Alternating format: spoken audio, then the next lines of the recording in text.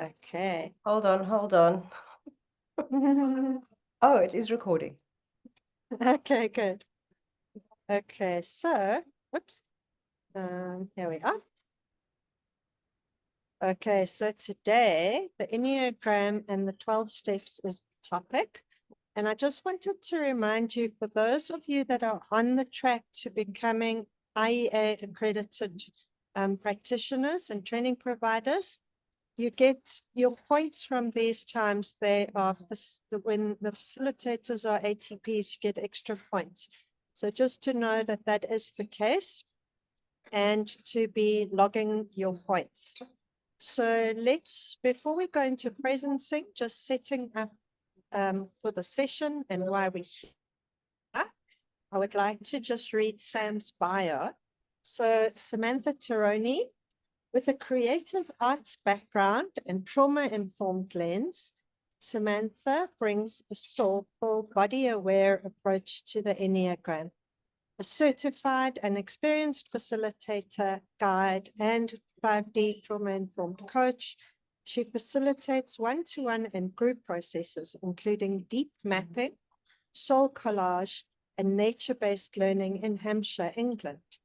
In this COP session, she invites participants into an exploration of the 12 steps and how our personality trifect structures play out as addictive patterns, and how we might shift towards a more conscious participation in our own being. So Sam is not a self-promoter, so I'm going to do it on her behalf. Her work is absolutely amazing, and I cannot recommend sessions with her highly enough. I've done a number of soul collage sessions, and they've deeply touched my soul and stayed with me. You can find Sam on Substack, on Facebook, and I'm going to be putting this slide as a PDF in the chat so that you can find Sam and get hold of her and connect with her about her amazing, amazing work. So we're going to start with a presencing exercise, and then I'm going to do an introduction, and then Sam's going to take over from there. Because of the nature of the subject matter, Sam just wanted to say something about the 12-step tradition and about the sharing in the space. So I'm going to hand over to you, Sam, just to talk about that, the framing and the, we spoke about it earlier, just if you could clarify. Yeah.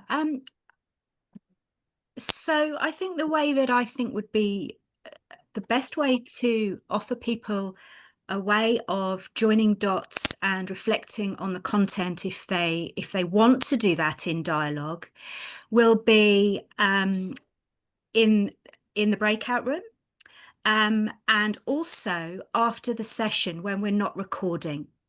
So there's very much really a sense that I want to honor the spirit of the 12-step traditions.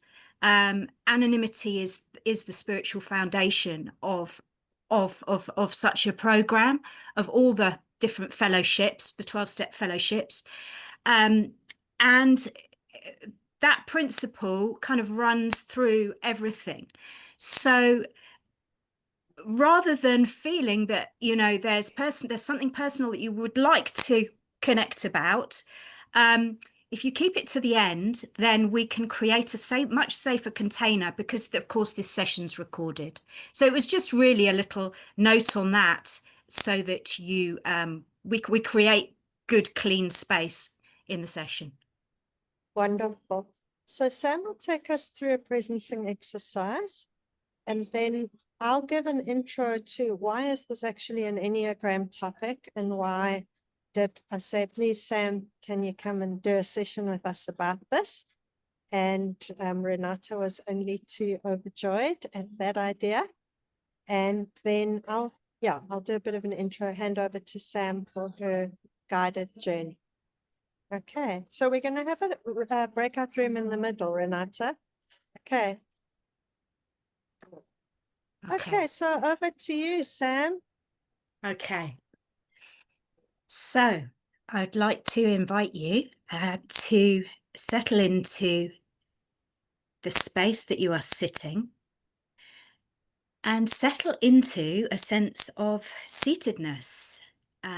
Seatedness as a way that we organize our being, our body, our posture, our skeleton, in such a way that we can be still and comfortable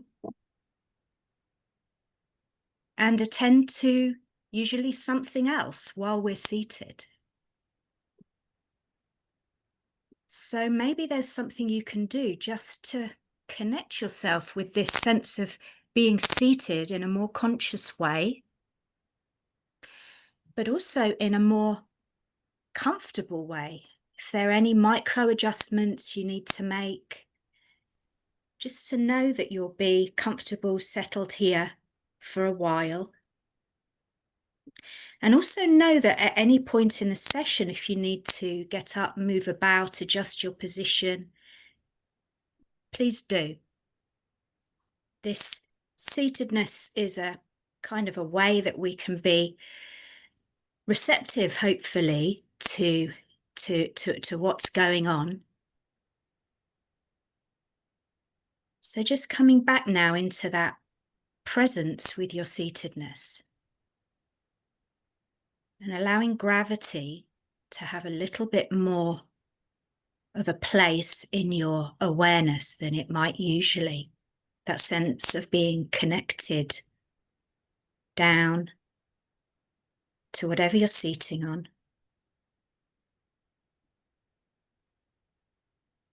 And then bring in a sense and attention to your spine. And then how that connects your torso and your head to your seatedness.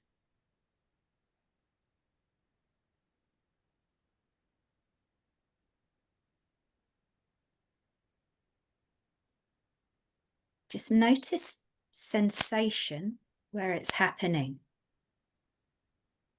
where you're connected,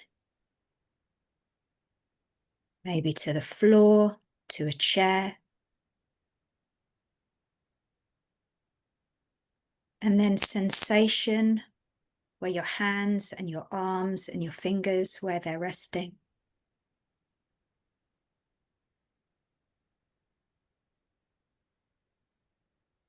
And then sensation connecting with you through the atmosphere, the air around you.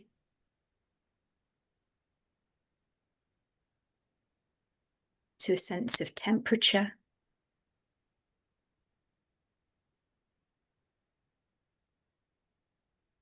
Sensation through your clothes, how they're meeting your skin.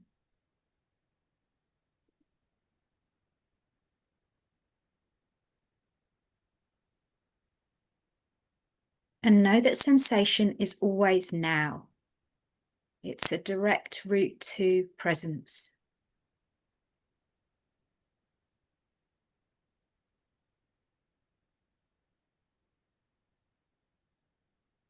And then allow your breath to come in to this sense of seatedness.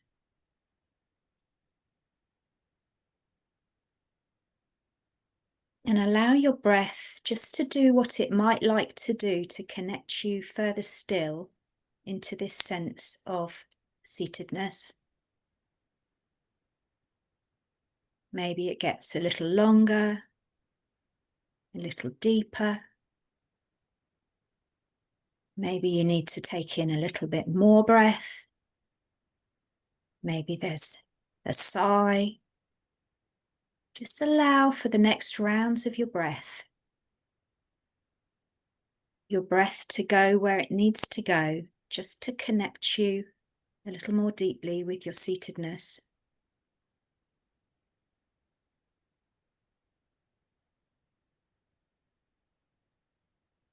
So you really have a sense of your breath joining your body.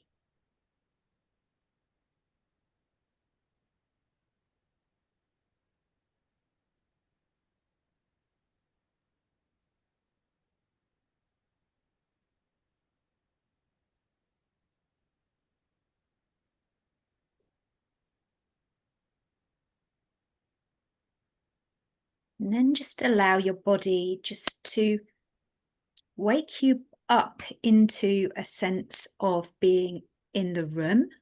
So you might let your eyes fall on familiar objects, surfaces. Notice where the light is in the room. Just reconnect with the space around you. And then when you're ready, just come back to our shared connection on the screen.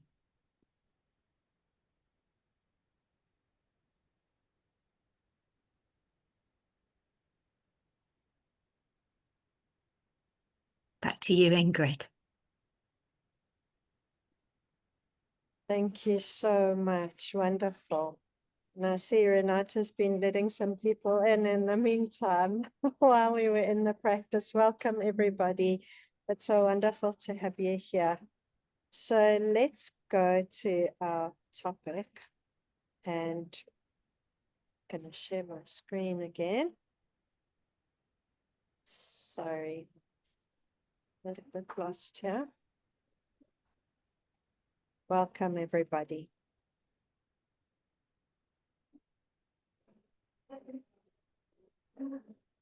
Okay, so we're talking about the 12 steps today and linking that to the Enneagram.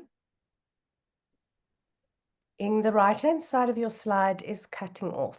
We're not seeing the whole slide. Okay, let me just fix that. I need to make it a tiny bit smaller. There we go. That- How's that? Perfect. Okay, great. So just before we get started, a heads up, I'm going to be putting this in the chat as a PDF. A couple of my programs are coming up. One is starting in October and one in September, Team Dynamics and 5D. So just check out the chat if you're interested in learning with me. But let's jump into this question of addiction. I invite you to have a look at this, because this is a summary of the addiction loop of our time. And what addiction does is it narrows our perception and it limits our presence and it compromises our ability to be wise. And all of us will know this intuitively, but if you take a minute to look at the addictions of the types, and maybe you focus on your main type, or maybe you look at your tri-type elements, just to get a sense there of, does this ring true for you?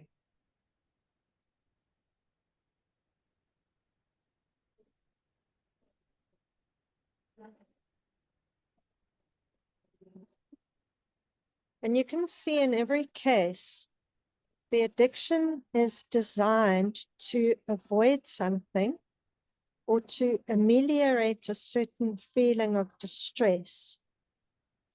It's an avoidance.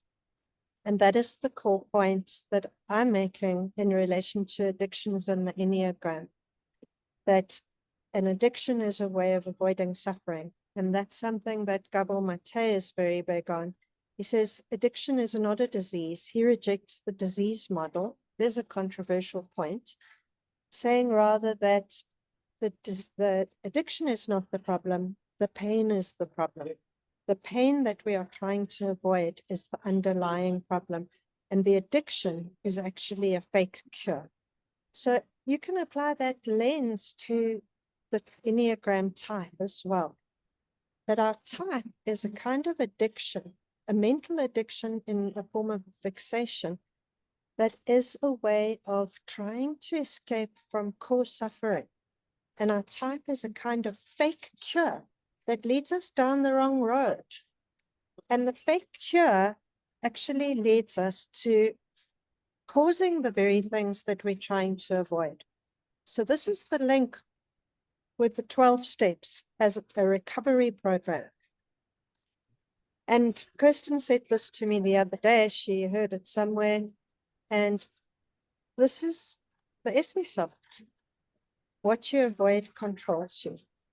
And I think this is quite a showstopper statement and quite a radical truth, that when we are trying to avoid some inner distress that is unconscious, it manifests as the addictive pattern of our type, which we can't stop doing.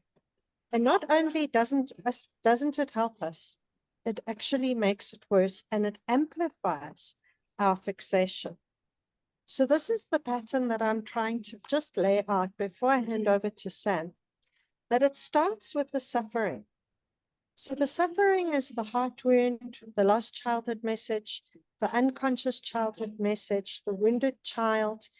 Bessel van der Kolk speaks about the wounded child is actually the body, and trauma is held in the nervous system.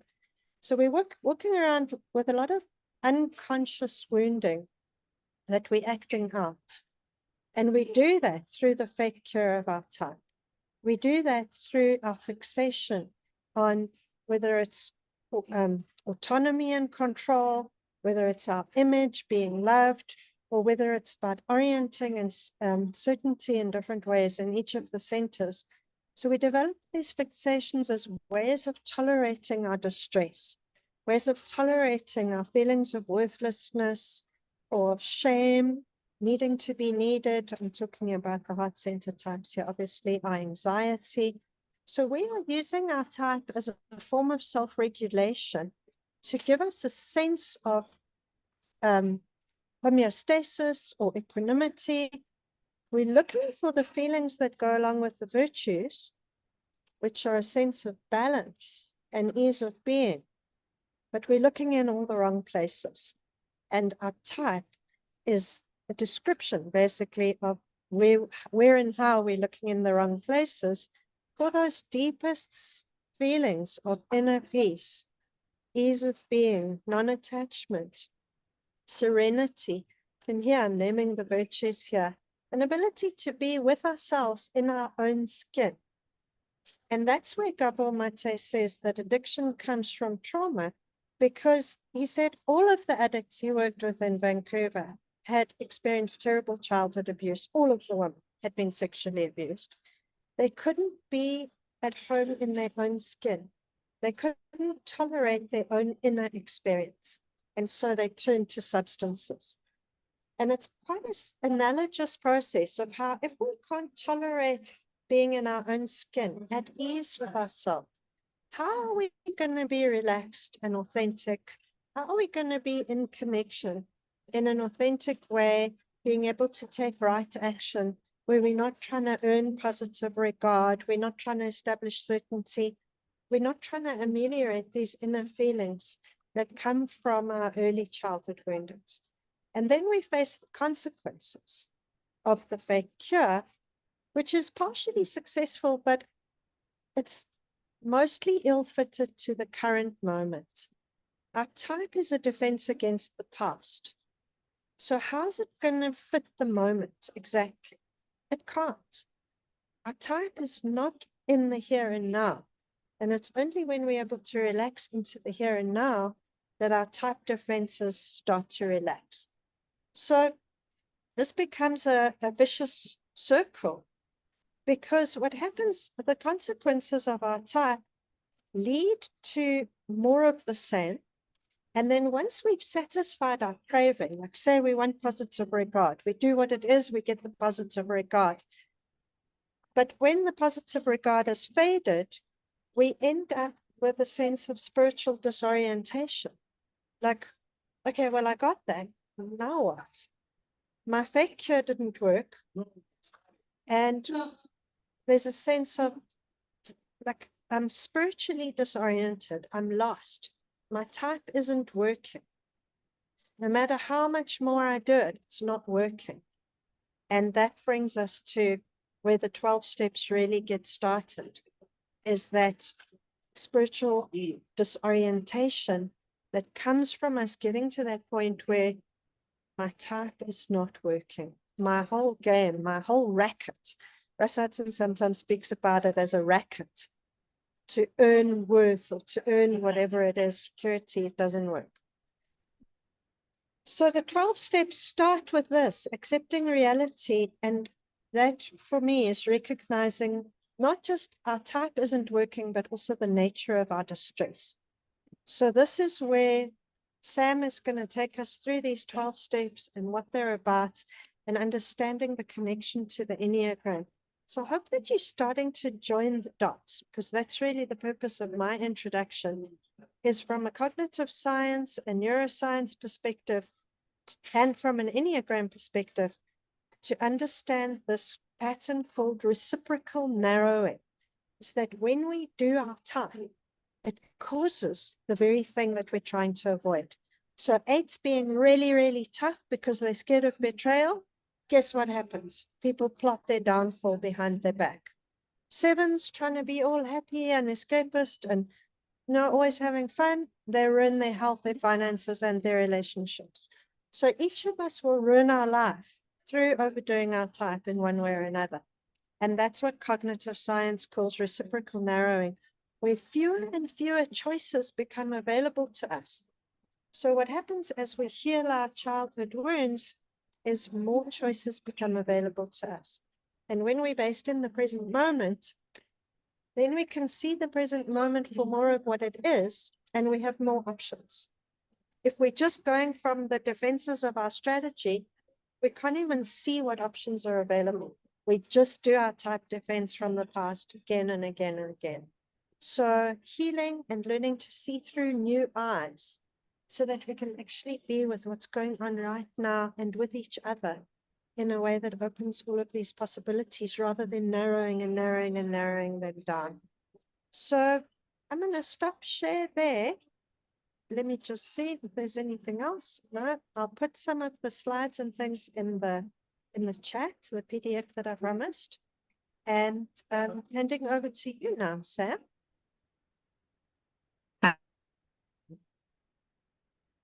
Thank you.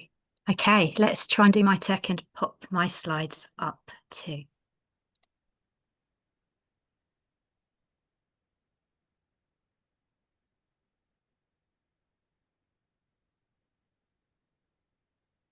Okay, can you see a slide? Yes, good. Okay. Okay, so there's lots of ways that this map, I think, is a useful one to explore today in terms of a journey with the Enneagram. And I'd just like to pull in a couple of further sources to show where the kind of the thought I've had about it is coming from. This chap, Anthony Blake, wrote a book, The Intelligent Enneagram. Oh no, that's not the one. Hang on, The Intelligent Enneagram. And he is someone who was a student of Bennett, who was a student of Gurdjieff. And his contribution to the conversation, he's 86 now. So you see, he goes quite a way back. He explored the process of the Enneagram that you can understand from taking a walk around the edge of the circle. So he's very interested in the lines as well, but he's seeing the journey around the circle as going through some predictable places, which the 12th step is also is a process, but he sees the Enneagram is describing process itself. So any transformation goes through, he would say, this predictable kind of pattern. So let me just give you a little bit more of a window into him. So these are quotes from him. The symbol is not a model of things, but how things change. It is not a static diagram, but a dynamic map of change. He talks about intelligence as underpinning reality. So he has a sense of there being levels of reality and this intelligence organizing reality. He says intelligence involves the co-workings of different orders of reality, which anticipates the logic of the Enneagram. It implies there's a structure to the world in which intelligence itself is integral. So later on, if you get really stumped by God language, when that arrives in our view, if intelligence is a helpful word to use instead, the sense of higher intelligence, deeper intelligence, that might be useful. In the Enneagram, everything flows, says Blake. It shows that every process has a direction and a pattern, but also interruptions and shocks.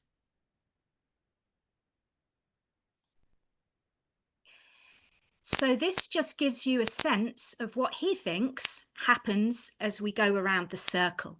So replacing what we see as personality types happening at each point, this is what he sees at each point.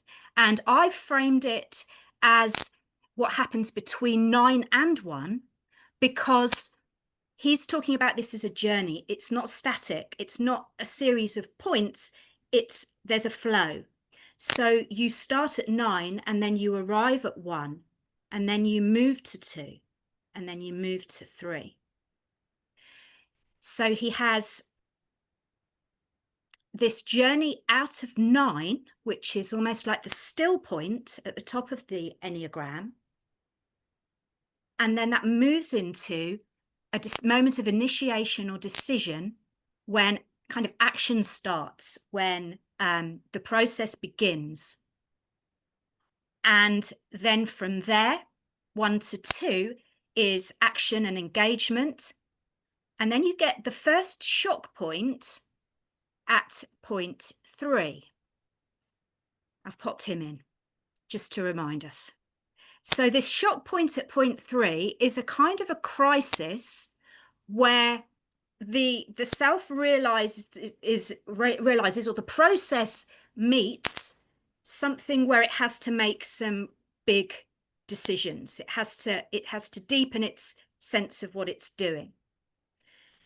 3 to 4 is a response and a reaction to that. So you can see this dynamic kind of flow between the points. And then 4 to 5, there's a period of expansion and innovation.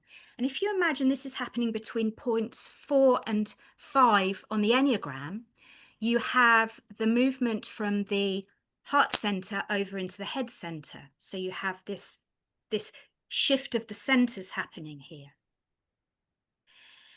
Then at 6, you have the second shock that challenges the new norm and demands a deeper commitment. And then 6 to 7, you arrive at 7, and then there's this breakthrough. There are new ideas that come in, and then there's expansion and innovation. At 7 to 8, you've then got the system, the process kind of manifesting and fulfilling itself, what it set out to do, although it's likely to have gone through changes along the way and had to rethink itself. And then there's a completion where 8 goes to 9. So I think this sets us up for what I'd like to introduce is the sense of that second shock point. And that second shock point is when literally everything becomes threatened. Things feel like they're falling apart. And this is kind of the point where a human might turn to help with their journey. Maybe that's when they discover the Enneagram. Maybe that's when they realize they've got a deep problem that they need help with. Maybe they go to therapy. And this might be precipitated by an external shock in their life. You know, maybe there's a death, there's an illness, there's something that means that their existing coping mechanisms don't work anymore. So if you just hold that to one side for a moment, I'd also like to bring in the Enneagram of personality, because I think it's really helpful for us as people working with the Enneagram, working with other people with the Enneagram, and also being on our own journeys with the Enneagram, to see that although these are two ways of viewing the Enneagram, there are connections, of course.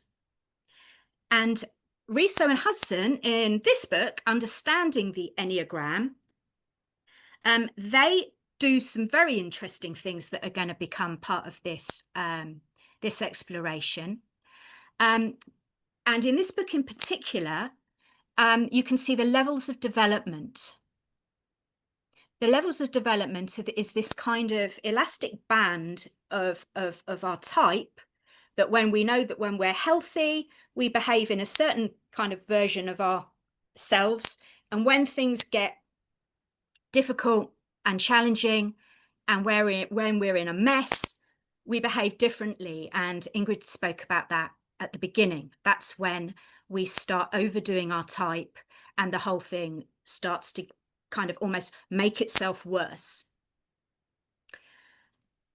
So Riso and Hudson contributed this. You can see there's this lineage of Gurdjieff runs through both Hudson and Blake, who I mentioned with the intelligent Enneagram. Of course, Riso was a big teacher for us, as well as being his collaborator. So this is something that they say in this book. With the Enneagram, we have found a master key, one that will unlock many doors. It gives us the wisdom we need to escape from our self-imposed prison so that we can embrace a fuller life. So now, with those things as a kind of a backdrop, an Enneagram backdrop, and this session is going to be very much a kind of a 12-step informed walk around the Enneagram.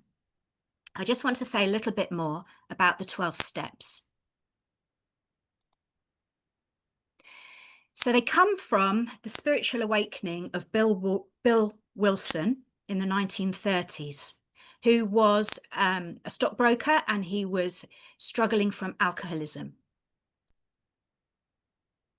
And the 12 steps are the foundations of Alcoholics Anonymous, which is a program of recovery from addiction to alcohol.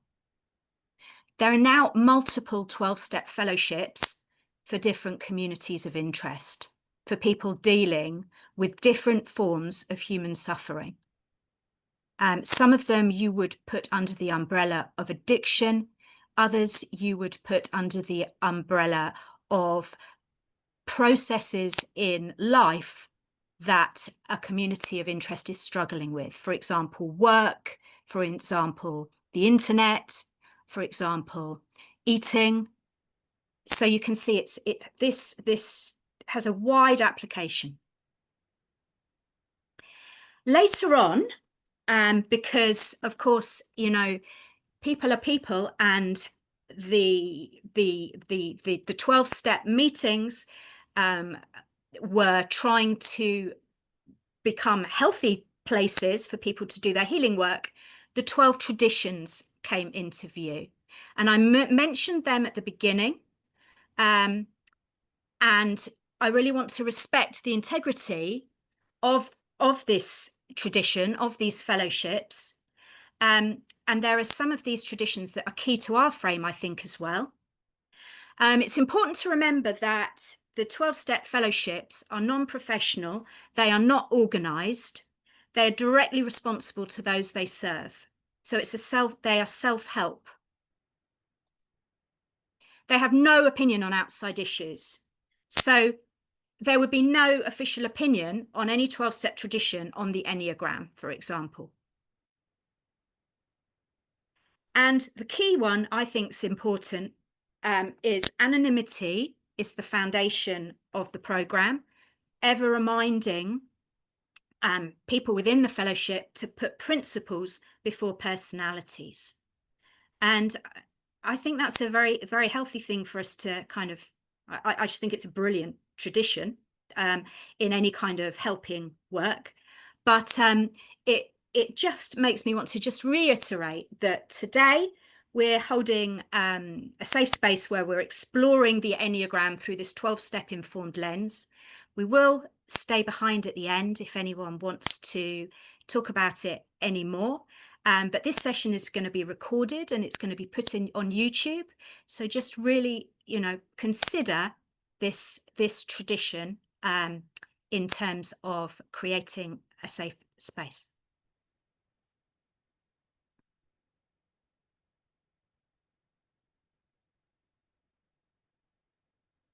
So we're going to draw on the process Enneagram and the patterns in the Enneagram of personality to do this exploration of Enneagram that is 12-step informed.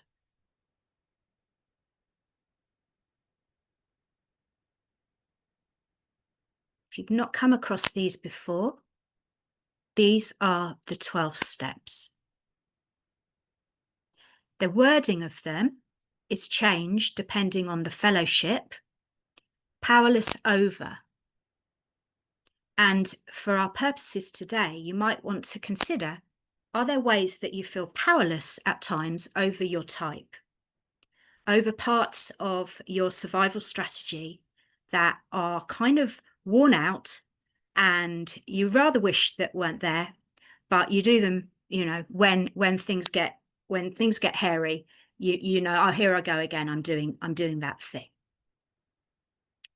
So I'm not going to, we're going to go on the walk around the Enneagram now. So I'll start to sort of demonstrate, I think, how there are kind of beautiful dots to be joined here that can help us.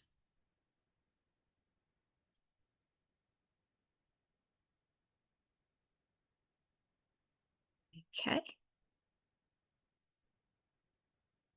I'm going to attempt to consider the question, why is becoming conscious a process? Why don't people just stop doing things that harm themselves and others? Why don't we just go, oh God, I'm doing that. I'm addicted to rage. Why don't I just stop being rage? Now I've noticed it. Why don't I just stop? Why is it not that easy? My short answer is because each of our personality types throw up its own stumbling blocks. So my suggestion is, as we go around the circle, is to hold your own trifix in mind and see if there are particular places where on this journey you might trip yourself up. And then, because I like working with creativity and imagery, I've popped in something a little bit right-brained, which I think might be interesting for some people. If it isn't, just leave it. There's a really nice maxim in 12-step fellowship, take what you like and leave the rest. And I think that's probably helpful for lots of things in life. So ignore it if you don't like it, but if it's helpful, you might find it interesting that I've nodded at a map of archetypes in the tarot, the major arcana of the tarot, as a kind of right-brained aid. And it also makes it clear that each of these steps really is almost like arriving in a different place. It really is a journey. Each of these points has a different quality, has different challenges, has different things going on. Okay. So we have 12 steps, and obviously we have 9 points on the Enneagram.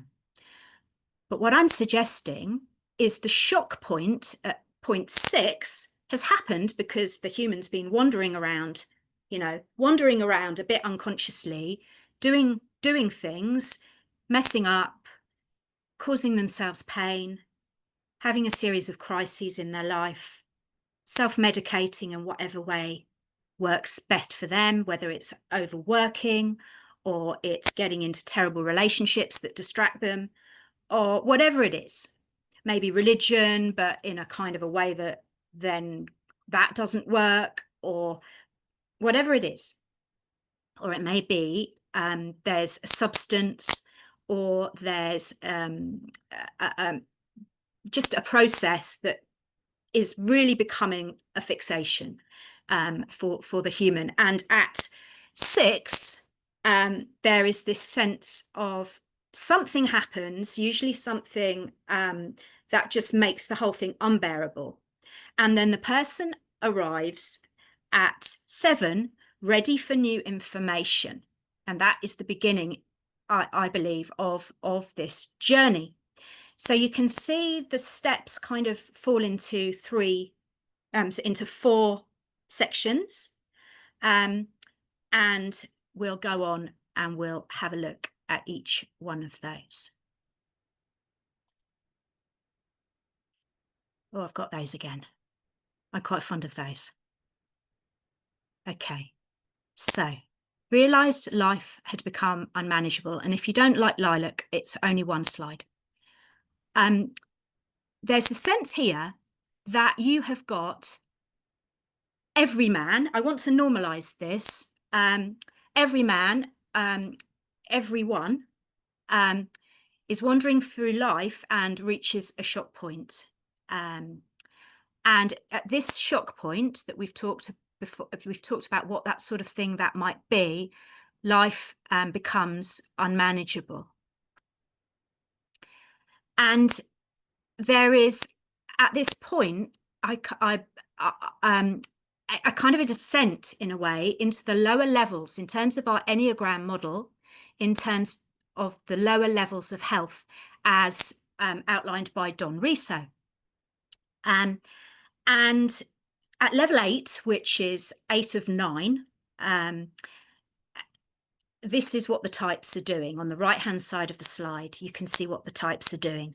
So I'm not trying to suggest that 7.7, personality type 7, is the person who needs to go on a 12-step journey. I'm suggesting that we've gone through the shock point and have arrived at this point of realization that life is unmanageable at 7, and being ready for this new information. And this is how it might show up in each of the types. So if you just check out your tri-type and notice if, when life has got really awful, if you've experienced some of these. And it's pretty likely that you will have. And particularly in the helping professions, usually we've seen some shit. So there's a crash landing, and that's step 1, realised life had become unmanageable. So, step 2. So you've got the sense here, came to believe that a power greater than ourselves could restore us to sanity. And this is where this sense of, oh, and maybe it comes from desperation. Maybe I'll have a look at that Enneagram thing, or I'll go to a 12-step meeting, or I'll find myself a therapist because of this. Came to believe that something that isn't me can help me sort this out. And there's a real question here, I think, that happens about what is bigger than me, and can I turn to it? And I think that, in a sense, the Enneagram personality does help us have a look at this journey, because I think that there are points on this circle that can be particularly difficult for certain types. Each of these steps in the 12-step tradition is a kind of a ring of fire to walk through. It's a place to really have to understand something, or do something, or feel something. And whether you avoid thinking, doing, or feeling has probably got something to do with your core type. But I think there's a real connection here with arriving after point 7 at point 8 with Enneagram point 8, because the characteristic temptation of point 8, and this is Riso and Hudson now, is to think that I'm completely self-sufficient and independent. Average and unhealthy 8s want to be completely self-sufficient and need no one. Now, that might include a power greater than themselves. They might want to remain holding on to the sense that they are the power. They hold the power. So this might be a difficult place to hang out if you are a type 8, because there's a relinquishing of control or a consideration that control might need to be relinquished is a better way of putting it, because here there is just this dawning realization that there's something else that's needed.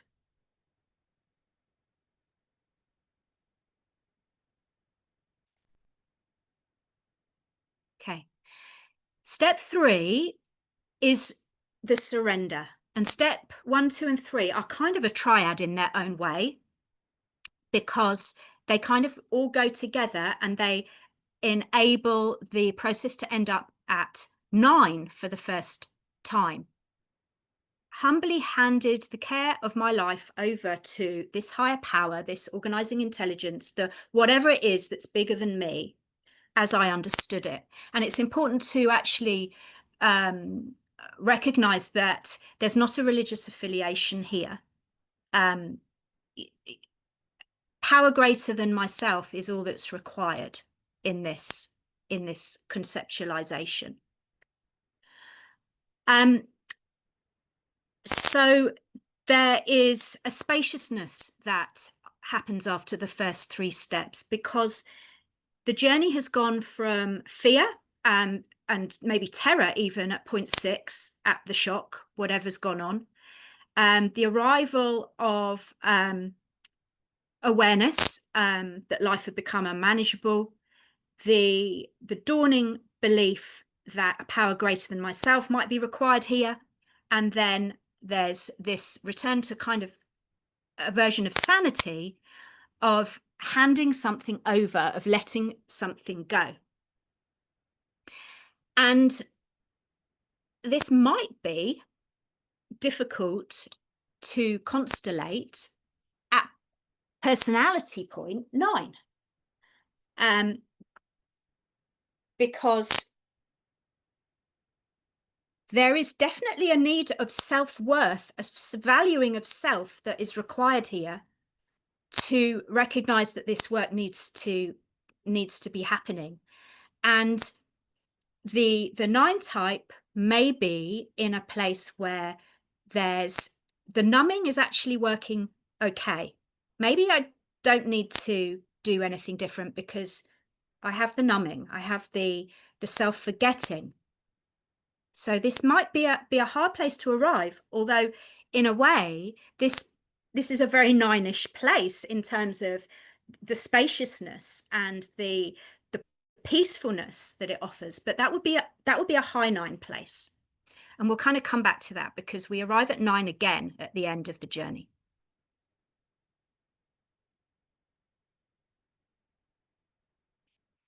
So now we're in the second 3 steps, and they are a kind of a period of soul searching. And step 4 is made a searching and fearless moral inventory of ourselves. This is a bit like what happens when you read Naranjo and you've worked out your personality type. You've read Naranjo and you've gone, oh my goodness, is that what I do? And there's this mirror, this not very easy mirror.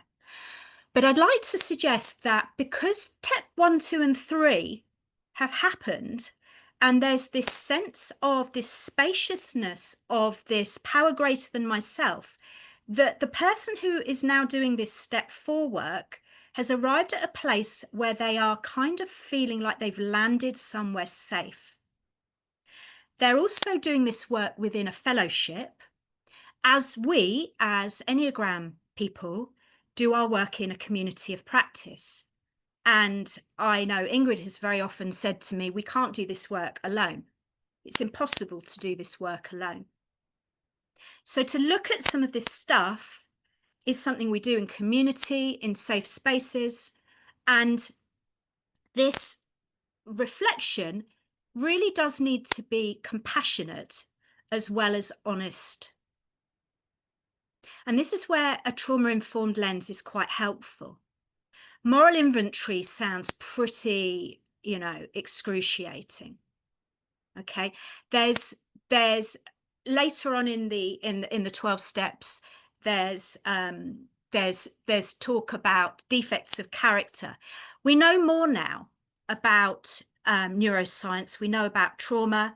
We understand that survival responses are what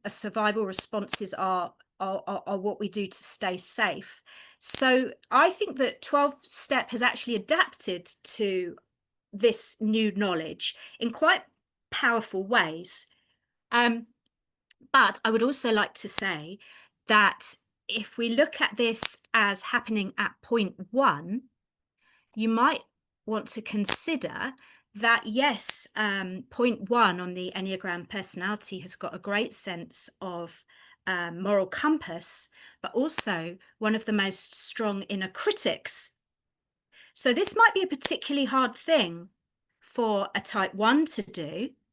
And you might, notice this in working with type 1s, that they will be very, very hard on themselves, because of having this extreme sense of personal moral obligation.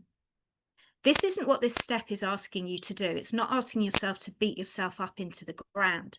It's asking yourself to just look at yourself with a kind mirror, kind of like a loving parent. And there's a sense, in a way, that you're reparenting yourself as you go on this journey. So it's kind of the hallmark of this place is honesty. And I've kind of paired it with the moon, because actually there's a sense of unconscious things may come to light at this time. You might start to notice things that you'd ignored or you'd kept in the unconscious. So this can be quite a vulnerable time for somebody who's doing this work. And you may have worked with people who are on a 12-step journey and maybe become part of being their compassionate mirror, enabling them to see things, in a balanced way. Now, this step is the kind of actually opening up step, and this is a step that involves another human being. So this is the point when a person actually admits to themselves, to another human being, and to this sense of there being something bigger than themselves, what they've been up to, what's not working in their lives, and why they think that might be. There's a sense of this being a real act of humility, because these shadowy places in our survival strategies aren't necessarily things we feel great about. And the way that this kind of happens can involve therapy. It can be it can happen in therapy, or if people are in a 12-step tradition, they often share with another fellow, a trusted fellow. Maybe lots of journaling happens at this point as well. And there's a real movement into humility at this point. And I think that's interesting that, it may map quite powerfully onto point 2, because the temptation at 2 is to not really want to think of self as being anything other than entirely well-meaning and completely loving towards others. And if we've been working with Enneagrams for a while, these kind of these places we kind of recognize in ourselves are a little bit questionable. I mean, my version at point 6 of dividing the world into goodies and baddies, I kind of at some point have to go, yeah, that's not really quite spot on. So again, I'm not suggesting that it's only an Enneagram type 2 that needs to get humble, but I'm suggesting that this is where humility happens for all of us if we are doing this kind of work. Okay. So we've got to step 2. And there is this sense of there's quite a lot's happened here on this journey. And I would suggest that for most of us, there are things of this that we can relate to just by virtue of being on an Enneagram journey. So I decided that this would be a key point to have a breakout room, because there's further steps that are very much more, they're closer to the 12-step tradition. But at this point, I think we can all probably relate to the idea of life not working at a certain point, having to look to something with an intelligence. For all of us, at least, it's been looking at the Enneagram. There may be other sources of higher power that are kind of feel active and alive in your life, but the Enneagram is common to all of us. And then this sense of orienting to this third force that is, in a way, it's also mirrored in the inner triangle, the law of three, that you can arrive somewhere that wasn't the place where the chaos was by just softening, releasing, stepping back, with this sense of there's something benevolent that can hold me while this is happening. And then there's I know my Enneagram type now. I'm taking stock of it. I'm working with it. I'm getting to know my triggers, my patterns, and this sense of sharing new insights honestly is something that often we end up doing in our work maybe with a coach or a therapist or a trusted Enneagram spiritual friend, or in a group, a safe group, or you may do it in a 12-step fellowship. But for us today, I'd like to think of it in this context of Enneagram community. And my question is, the questions I'd wonder if you'd like to consider is, has community and fellowship played a part in your work with the Enneagram? And maybe if maybe not much, is there a way it might more? And also, are there challenges that your trifix is showing up in this 12-step informed work around the Enneagram? Are you noticing in any of the points we've landed at so far, are you noticing, oh yeah, that's a bit of a thing for me? Power greater than myself, not sure about that. Or handing things over, or talking to another person, or, just so two things to consider in a breakout group. And I would love to ask Renata if we could do this in pairs for 10 minutes, 5 minutes each, and then swap over. Yeah, has community and fellowship played a part? And maybe is there a way it might more? Are there challenges from your trifix showing up in this walk around the Enneagram so far? And then if you run out of time, just maybe anything else that's just landing for you, or dots that you're joining that you want to share within that space. Okay. How long shall we go to break out for? Can we go for, let's say 12 minutes? So it's 10 minutes of actual sharing, but we've got time to sort of come in and come out. Okay, perfect. So we've got pairs, and there is one room of 3 people. So unless I create an additional room, and then I haven't included you, Sam and Ingrid. Would you like me to in the breakouts? Yeah, I'm happy to be in a breakout. Ing, you want to be in a breakout? Okay, perfect. Let me quickly do that.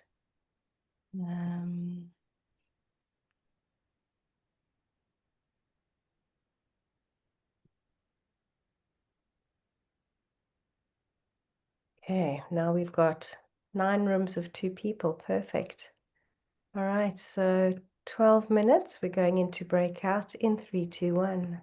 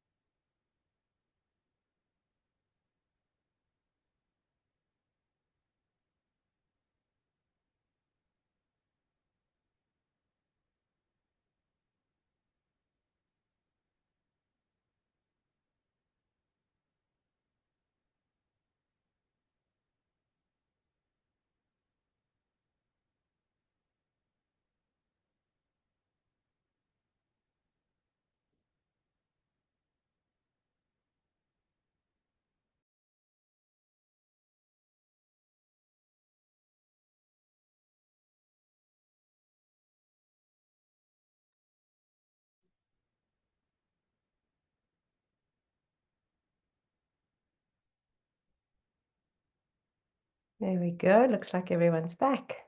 Welcome. Hey, thanks, Renata. Thanks, everybody. I hope that your time in your breakout room was interesting and fruitful. And welcome to people who've joined since then.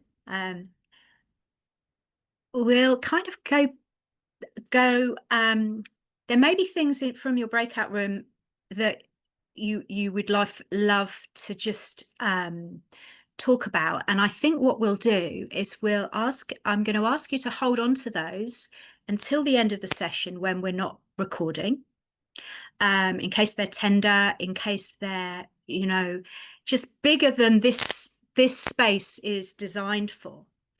And what we'll do instead is to take this moment to do a little kind of micro practice that also just takes on board, particularly the first 3 steps, but in a way that I hope that you can personalize for yourself.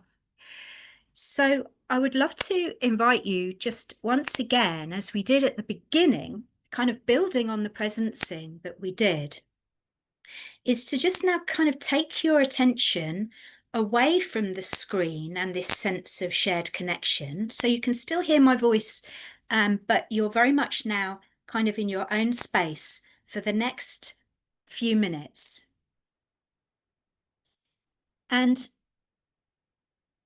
what I'd love you to do, if it feels right, and this is just an invitation, that you could have 5 minutes out if it felt better, but if you'd fancy giving this a go, come back into that sense of seatedness and gravity and connection with being really at home in seatedness in your own body.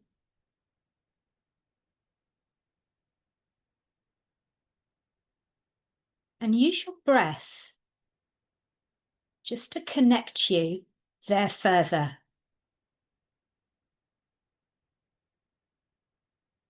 So breathing is another shortcut into presence, because as soon as you know you're breathing now and here and in your body. So just allow that awareness of being here now in your body, in your corner of the world. Allow that to land in you and deepen in you with your breath.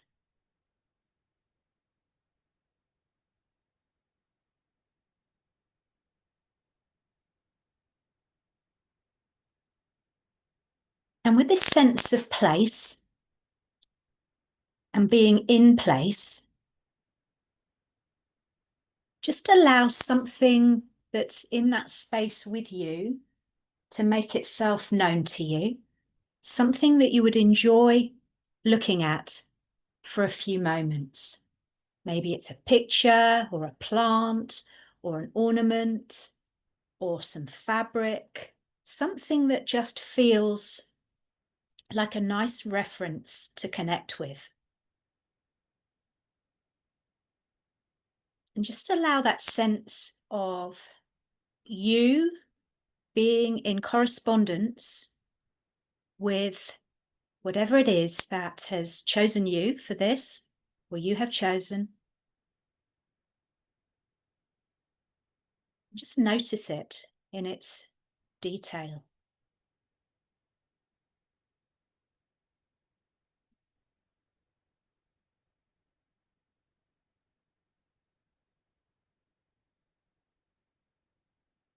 And just allow it to give you just a little bit more sense of being in your own place, in your own place in the world.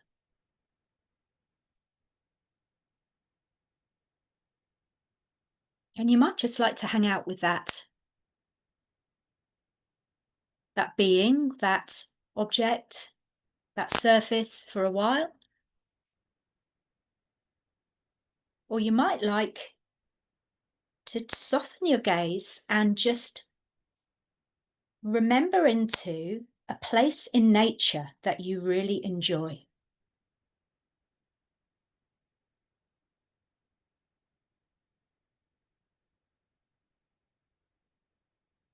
So again, using your imagination and sense of relationship to connect you with somewhere that you feel good in nature, in the natural world.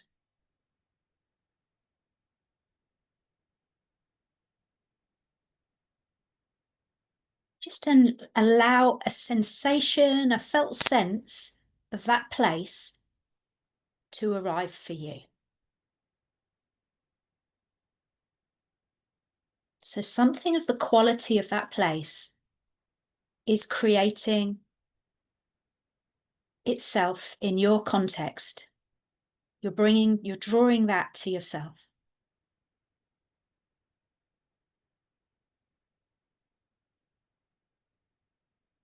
And you might like to move between the two. So you might like to stay in that place, but if it feels more helpful to look at the thing in your actual space, choose. Go with what feels like a good resource for you for this next little thing.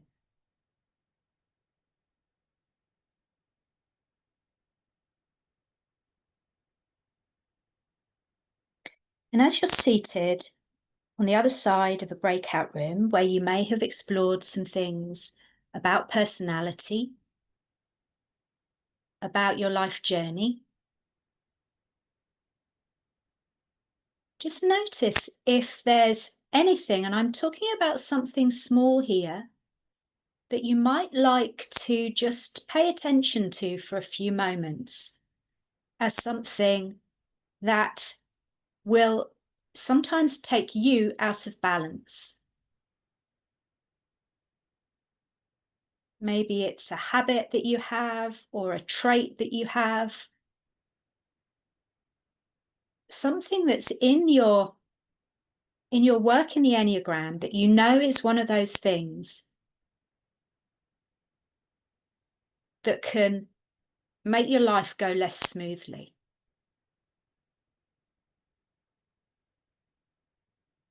And I'd just like to invite you to just, within this context of comfort and safe referencing, of place in nature, or in communion with something in your living space that's very comfortable for you, just to invite, with a sense of compassion and acceptance, this thing of imbalance. Just allow it to coexist with you.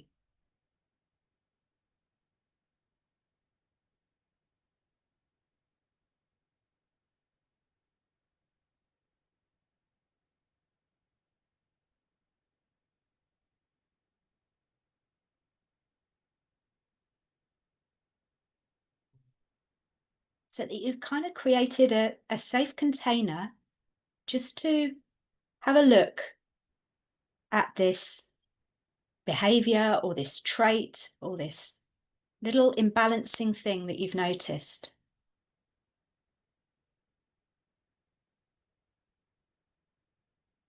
And just keep breathing with that, any sensation or emotion that comes with it, any associated thoughts that decide to appear when you consider that.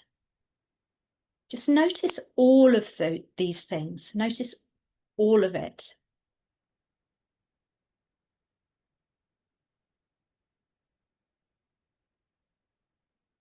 And allow the place in nature or the comfort that you're drawing from your living space, just allow it to become a container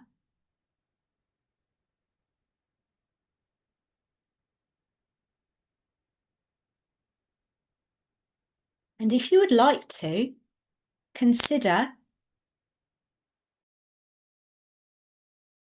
just offering that imbalancing thing or that trait or that behaviour over to the place in nature all the thing in your room, the pair of curtains or the house plant or the ornament. So you're actually kind of giving something of yourself over to be entrusted to the universe, just for a little while, knowing you can take it back whenever you feel like it. Just notice how that feels.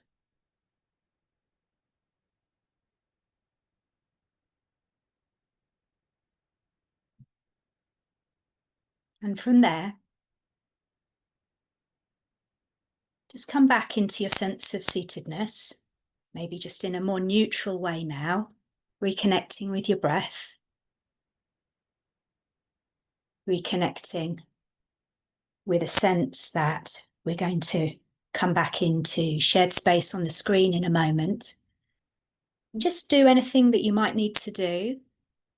In the next minute or so, you might like to just get up, stretch, move around, and then we're going to kind of just reconnect together in about 60 seconds, a minute, back, and we'll continue. So you won't hear from me for the next minute.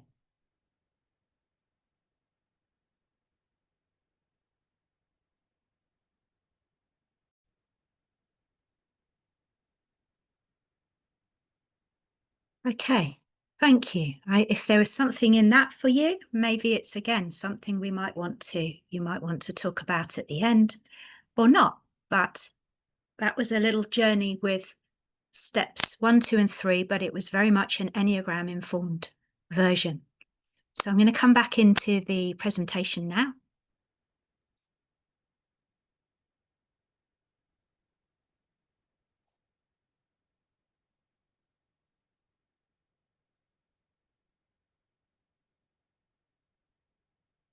Okay.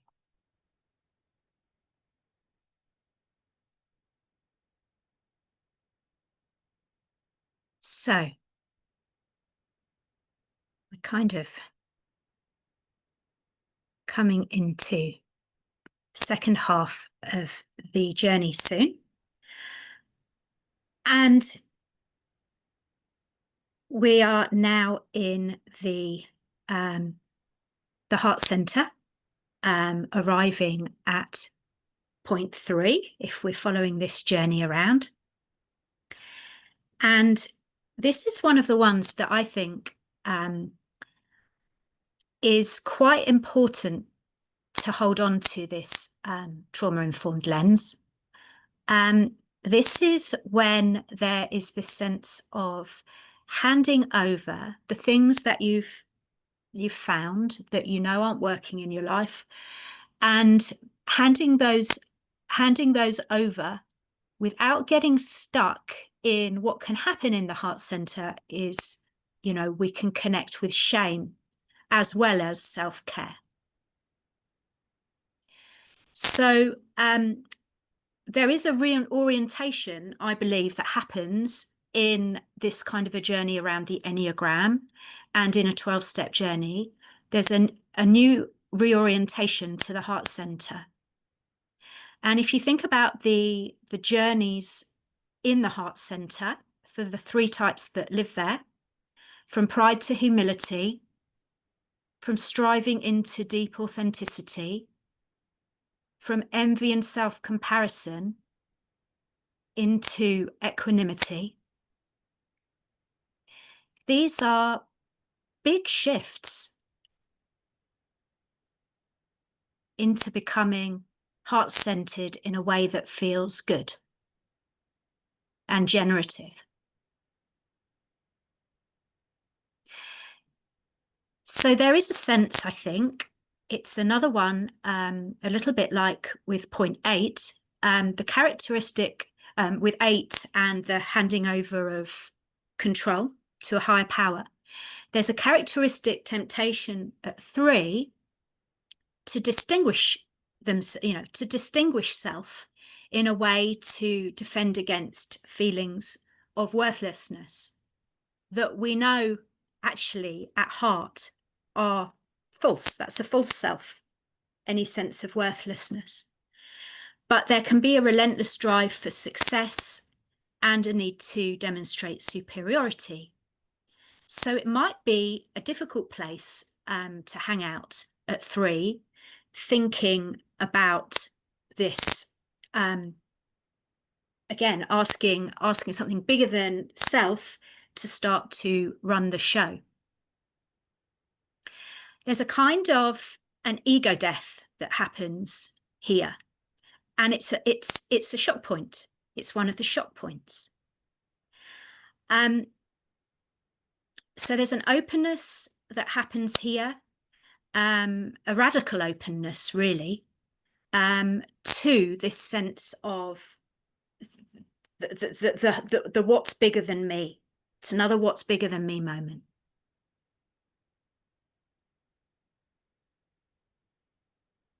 And then it may not be surprising that if that kind of ego death has happened at that shock point, that then we arrive at point 4 and a sense of deep soul searching that happens. So if you imagine this person on this journey has reoriented to the idea of there being a power greater than themselves, which is a huge thing happening at steps 1, 2, 3.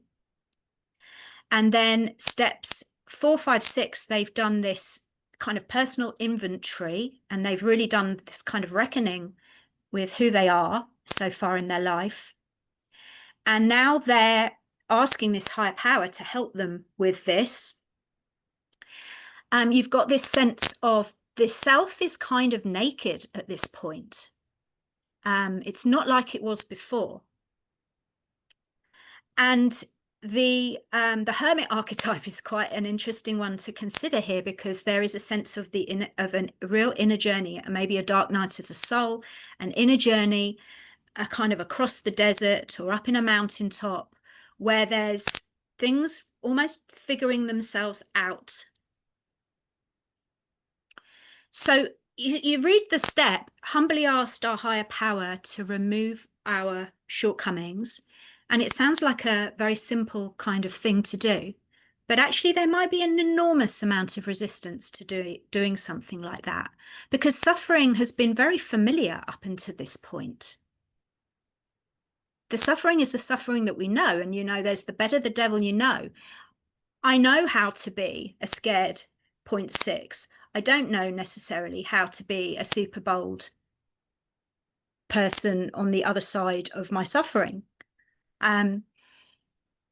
So considering the characteristic temptation at point 4, and maybe considering your own version of this, because we all have a little bit of these points in us, is, in what way am I actually quite wedded to my suffering? What way do I quite enjoy my suffering? Because I know how to do this. I know how to be a person, this personality. I don't know how to be another one. So there's the characteristic temptation at point 4 in this archetypal sense, beyond and including type, rather than dealing with the reality, then reverting to becoming lost in fantasies and potentially wasting energy on illusions, says Don Riso. So there's a simplicity here that's on the other side of something that's actually very big.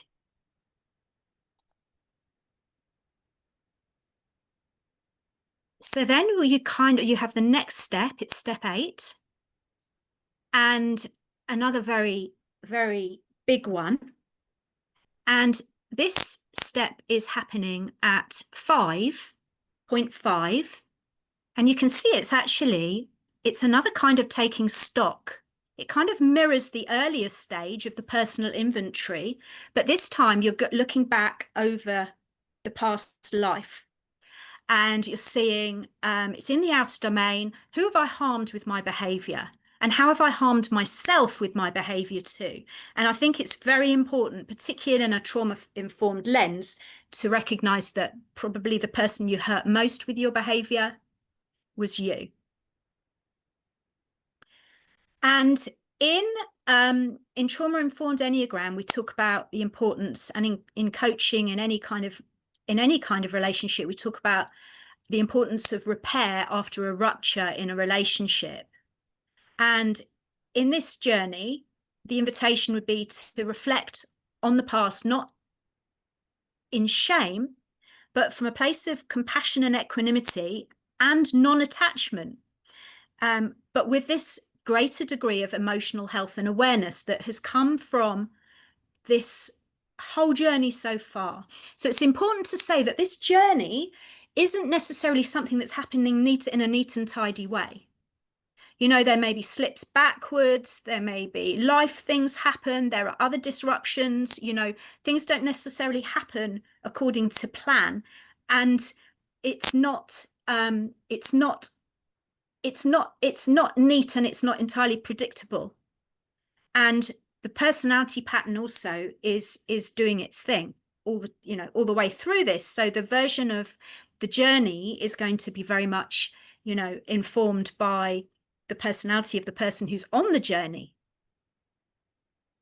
So the characteristic temptation at point 5 might be to replace the direct experience of considering life and relationships with abstraction and with concepts, because as 5s abstract from reality, they can become lost in their own thought processes and then lose perspective on perhaps the actual human stuff that is pertaining to them. And I believe that archetypally, we all have capacity to do that. We can get really seduced by the theory of the Enneagram and not necessarily be doing the inner work that it might be offering us. So that's where we are at step 8 and point 5 as we're wandering around this circle. And then we're arriving at point 6. And it's another shock point, another arrival at the shock point, because this is a very big step for most people, because it involves difficult conversations that we may have avoided. And the idea is that the repairs are made that are necessary. And this can involve having a conversation with somebody in your past, or it can involve writing, you know, it doesn't always mean a direct confrontation.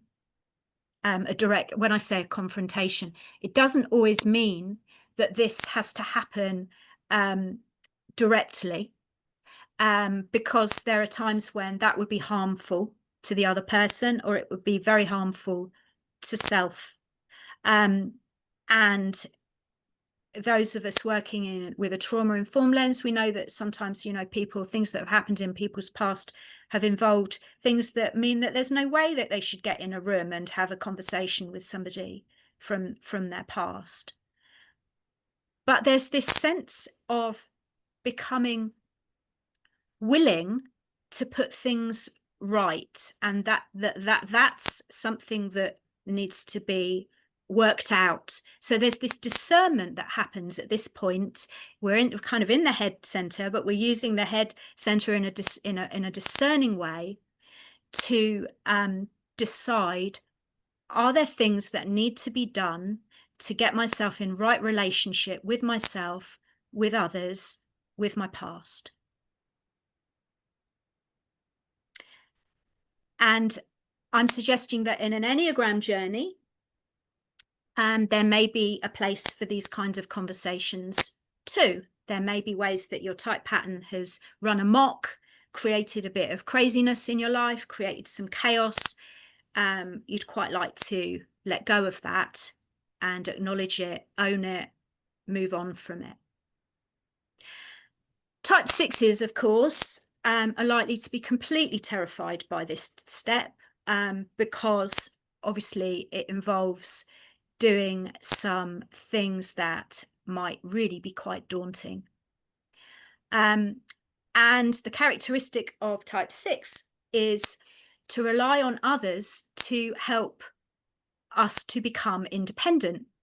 So sixes fundamentally want to become independent, but this is Don Riso and Hudson, but their increasing self-doubt leads them to feel that they need more support.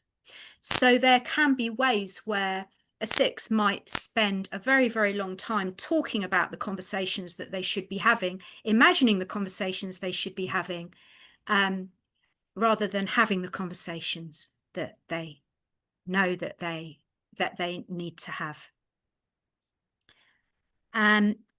So yeah, there's fear and fear. The movement from fear to courage can happen at this step, I think, for all people who are going into a difficult conversation. This is likely not to be a walk in the park, which is why these conversations have been avoided. And then we're back at the beginning. And we're back at the beginning at step 10, but hopefully with a new pair of eyes. Because if we've entered from this place of chaos and this journey has around the circle has kind of happened, there's going to be change and shift and a different way of seeing what's going on.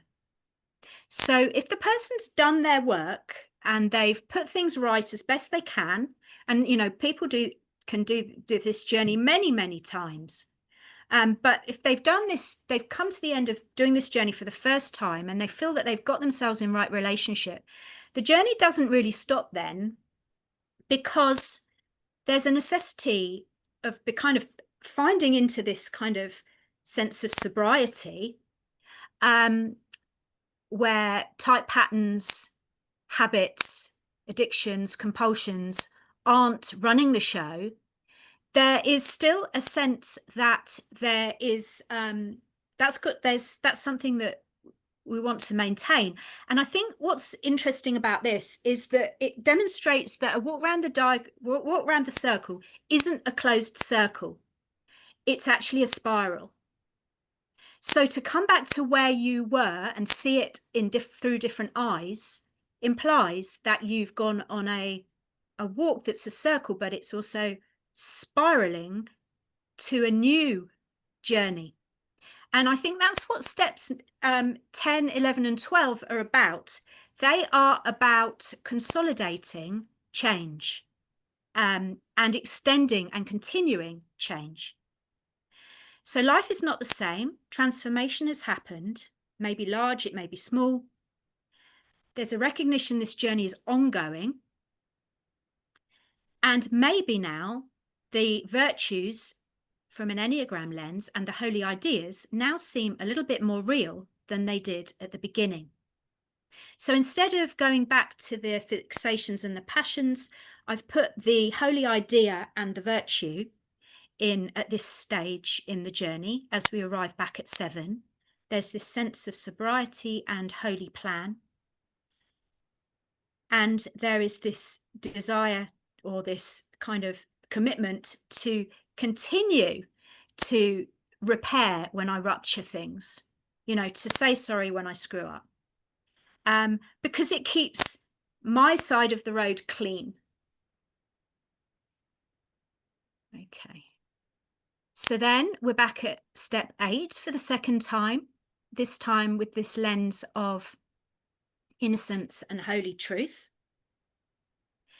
And there is a sense now of being committed to a spiritual path where the power that's greater than self becomes very real in the life of the person that's here. So it's maybe that their work with the Enneagram has become a lot deeper. They're really connecting with presence more. They maybe have found sources of resourcing in their life that they commit to turning. Maybe there's a daily practice that becomes really important because the person's recognized that they need to stay well, to stay in right relationship with themselves. So this step 11, sought through prayer and meditation to improve our conscious contact with God as we understood God, praying only for knowledge of God's will for us and the power to carry that out. there's this sense now of being kind of open to being guided more. And there's a softening of the patterns of the survival strategy, and perhaps a deepening into feeling like, yes, I know I'm a 6. I know I'm always going to be a scaredy cat, but is it really stopping me in my life? Is it meaning that I don't do things, or do I just do them scared now? Or maybe I know that I have a tendency to get caught up in emotional waves, but am I going to allow that to run my life? Obviously we fit in our own version of this. So we're staying sober. That's in inverted commas, because sobriety, at this point, we're talking about kind of an ego sobriety of recognizing, what tricks I get up to with my personality. But there's compassion and self-care built in to this. So there's treating yourself and others differently. That is a kind of a knock-on from this. You're less likely to be hurting people at this point. And then step 12, there is a sense that we're arriving back at the top of the Enneagram. And here we've got right action and holy love, which are the holy idea and the virtue at point 9. And the step is, having had a spiritual awakening as the result of these steps, we tried to carry this message to others and practice these principles in all our affairs. So there's a kind of a sense of, I've learned some things by going on this journey. I've learned compassion for myself, these different parts of myself and others. I've made a kind of an honest attempt to get in right relationship with my ego. And I've arrived somewhere with a bit more sense of being awake and open, expansive. There's a bit more space. I feel a little bit more free, maybe with a sense that I might even have a little wink at one of the virtues, or maybe with a sense that my fixation is just easier to be with and not act out, and maybe an easing of the energy of the passion. And that's step 12. And arriving back at point 9, with this sense, I think, of 9 being a kind of in a way, the crown of the Enneagram, with the capacity and the spaciousness to hold all the other types within its containment. I thought it'd be nice to end with a little activity with the essential qualities, because I've done this with Ingrid lots of times. Sometimes actually it's not really very helpful to focus endlessly on what I'm doing that's rubbish and harmful and hurting myself. It sometimes can be really helpful to look at the good stuff and remember when I do good stuff and I've got some good stuff going on in my type, and look at the top, look at what's going on in the healthy version. So I thought we'd end up just by having a little look here, which is at the essential qualities. And I've started with 7 because I do like this habit of, I like this beginning point of the Enneagram, and I think it's congruent with what we've explored today. So you've got 7, the freedom that exists at 7, but also qualities like enthusiasm, joy, love at life. You have a real actual sense of power at point 8. Also an incredible, I'm not going to say this right, magnanimity, to be magnanimous at point 8.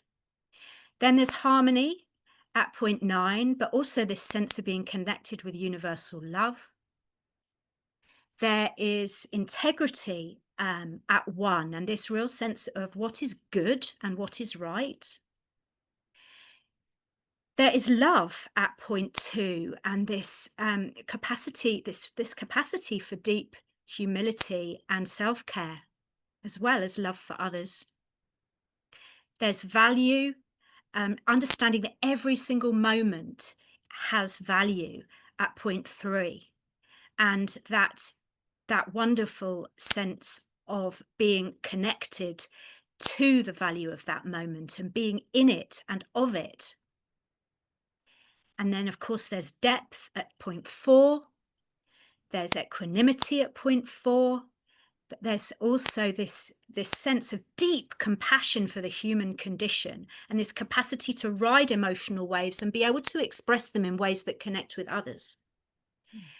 And then there is insight at point 5, this capacity for holy transparency, this capacity to kind of be absolutely with life unfolding in this kind of panoramic way that really gets it in a huge way. That's an extension. It's not dissociated objectivity. It's just this capacity to get the whole thing. And then there's truth at point 6. There is a sense of really loving truth and what is real, and really wanting to stay up close to it and connected with it on the ground.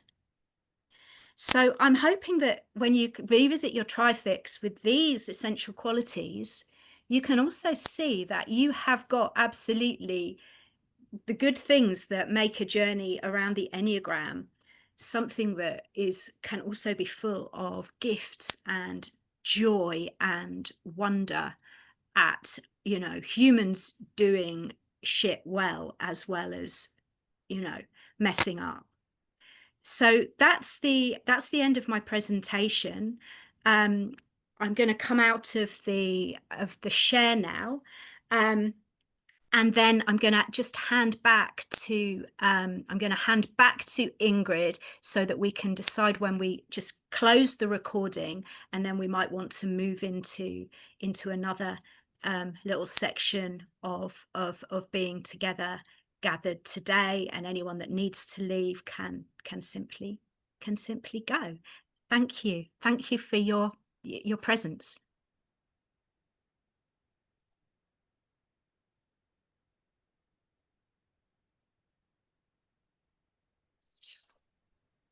Thank you so much, Sam. That was amazing. Thank you.